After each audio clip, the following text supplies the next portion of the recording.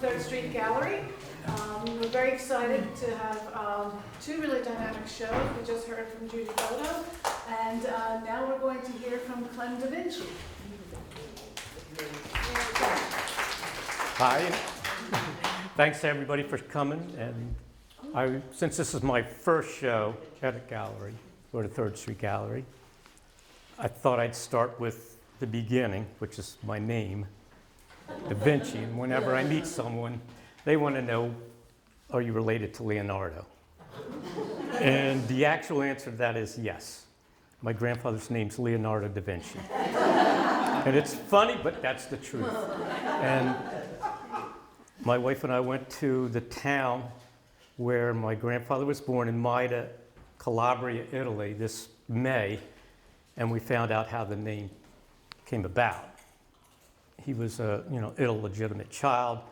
In the town, there was a church with a wheel, with a cradle in the wheel. And the mother would put the babies in the wheel, spin the wheel around, it would go inside the church, and the nuns would take the baby. And many times they would give it a famous name, and this one ended up with Leonardo da Vinci. So I actually met the family that took him in, well, second cousins of mine. So. Great story. Now, how does that relate to watercolor? So, my grandparents were always saying, this is a very important name, and it's always stressed me. You got to do something with art. So ever since I was a little kid, I was drawing, painting. Mostly early days was pen and ink. More very detailed pen and ink. I'm sure my friend Janice is I went to high school with her, so she would know. She'd probably be the only one. They're the opposite of these. Very detailed, large pen and ink pieces. But I always had a little pan of watercolor that I, just a little wash over it and filled in the gaps. 1996, I decided to take a watercolor class at Fleischer, and that was the beginning of it. So I started just watercolor in 1996, which was 27 years ago. So it's been developing. I've taken classes.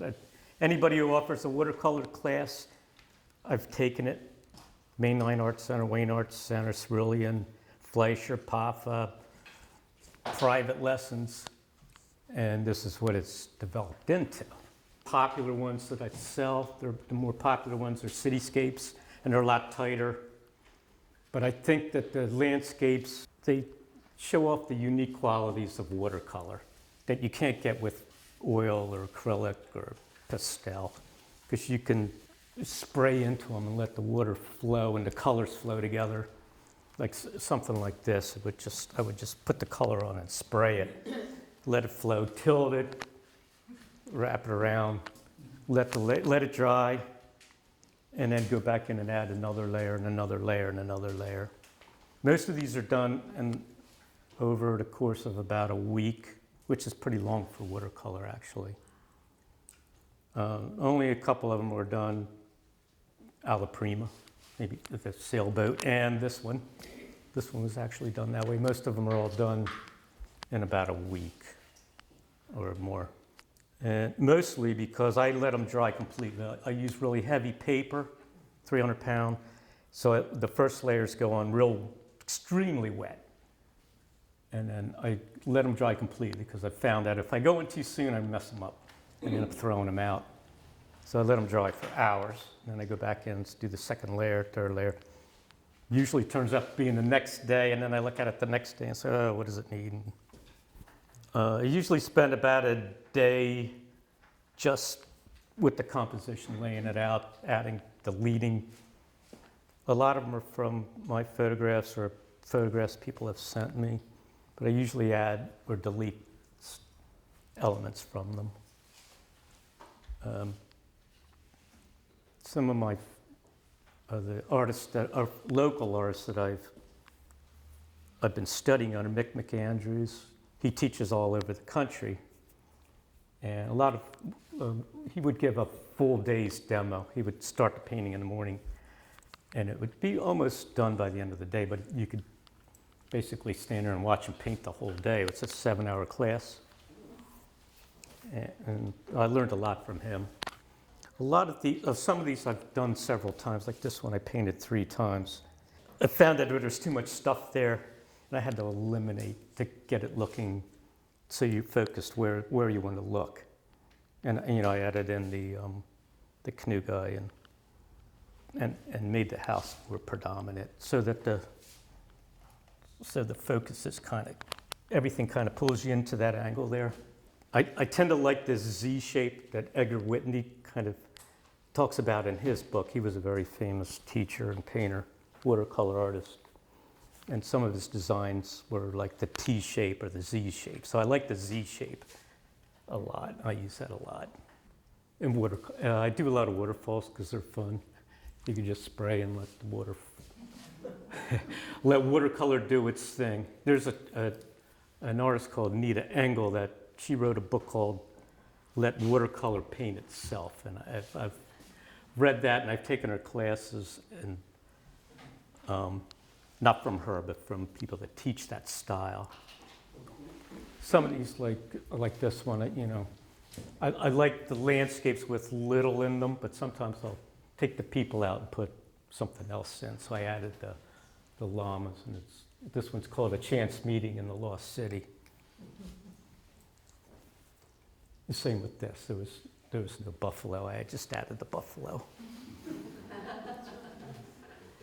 This was from a photograph that I took when we were in Iceland, and it's pretty much the way I took it, except a little more abstract. Do you change the colors a lot if you look at a photograph, or do you try to match the colors? A lot of time I'll just take the photograph away and just do the colors on my own. 2 things strike me as a little bit different.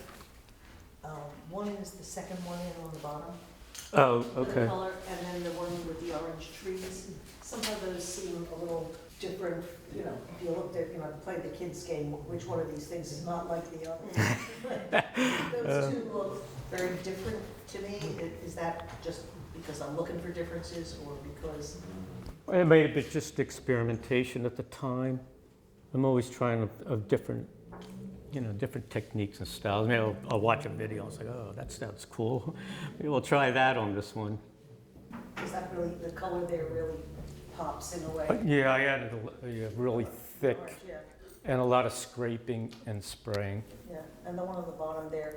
This one's a little tighter. It was more brush stroke. Yeah, and I was single brush strokes, repeat patterns. They're really important, repeated patterns, but different sizes and shape. That's one shape, but it's the same. That's the shape. These are the same shape, but they're different sizes and different values to them. There's some appealing quality to that in art. Repeated shape, here it's the triangles. It's the repeated shapes in them. You said they were from photographs, and I know they're from places that you've been. Right. Or you could have taken photographs. When you're taking photographs, do you see the painting? Oh, I do, yeah. Yeah. I take the photograph now, anticipating a painting. Okay. Yeah. Some people send me the photograph, though. They're like, oh, can you paint this? Let's try. Yes. Am I next? I know you have a lot of artistic success, but also commercial success. So you want to talk a little bit about what's involved in selling prints and what you've learned from that experience that's helpful? Sure. I mean, I sell on Etsy mostly. I have like 4 other sites, but Etsy's that's the go-to place. I sell probably 10 or 20 a day on Etsy. Yeah. During Christmas time, it's even higher. It's like 25 a day. There's a lot of studying to be successful on Etsy, and I couldn't really tell you that all in one standing here, but there's a lot of different techniques you have to follow. Were you influenced by what people say they would like to buy when you're doing something for Yes, commercial success? and it's not these actually, it's mostly my cityscapes. Like Rome and, Yeah, Philly, a lot of Philly, oh, okay, Italy, yeah. yeah, I remember them from. hmm Those are the big The sellers. name helps. Probably. I've had people from Europe, but they're probably just buying them because of my name. I Yeah, didn't mean it that way, but. yeah, yeah. Excuse me. I'm of the Apple crowd. I'm still at Apple. My best thing is the peach so far. Do you use any special coatings when do you custom coat the papers for absorption, or do you just use that whatever comes aboard as far as the weight and the texture is concerned? No, I don't coat them at all. I just, I get the heaviest paper I can, the 300-pound paper, 600 gram. Because I don't like, I like it flat. I used to get the 140 or 90 and then have to iron it and put books on it. I was like, that's... The only problem when you use a heavier paper, you need more water because it takes a little longer to absorb it. I see a lot of detail in your work, and is that part of the pen and ink heritage? Probably, yeah. Have you ever gone to a place where the color all of a sudden is very different from other places you've been in? You're anxious to. Oh, yeah, definitely. What kind of places like changed your color scheme? Iceland, definitely. Yeah, I loved Iceland. I came back and I did like 15 paintings of Iceland. I'm still doing them. I love it. It's a very... I just came back from Antarctica. Oh, yeah. People tend to think that, it's white. No, But it there really isn't, no. But it really isn't. There's, You start to I look, love there's doing yellow, snow there's paintings, blue. and there's very little white Yeah, in a snow painting. yeah. It's a lot of blues, and Blues sometimes and like yellows. And Yeah. There's pictures Iceland down there because when I looked at them, I said it looks like. This is Greenland, Iceland, and that's Iceland. I'll probably do a show with Iceland one day, just all Iceland. Hey, Clem, do you see yourself teaching the landscape process? I do. I think eventually I'm going to teach. I'm in classes now, and then I'm teaching in the class. Sometimes it can get a little funny sometimes. I do still like learning. I like taking classes because you're always, even in a basic starting class, you can learn because you forget stuff, and sometimes it's best to go back to the basics. You got this whole palette of paint. Sometimes you're better off going back to red, yellow, and blue. You make prints of these. Yes. I know a lot about that. More Right, than I want to. yeah. But when you're painting, do you see in your mind's eye how they're going to print before you? I'm hoping they're going to print looking exactly the same. Actually, the hardest part about that is scanning it and getting the colors right. Some of the colors don't scan properly, and then I got to go in Do you and think about that when you're Photoshop. painting? That No, this is the kind of not color at that's all. gonna- Not at all. Well, framing is really an art. Do you do that yourself? I'm doing it myself because it's too expensive. Yeah, but it's Each piece, would, it's be, not easy. yeah, it's kind of worked it out. Thanks, Clement. Okay. Yeah.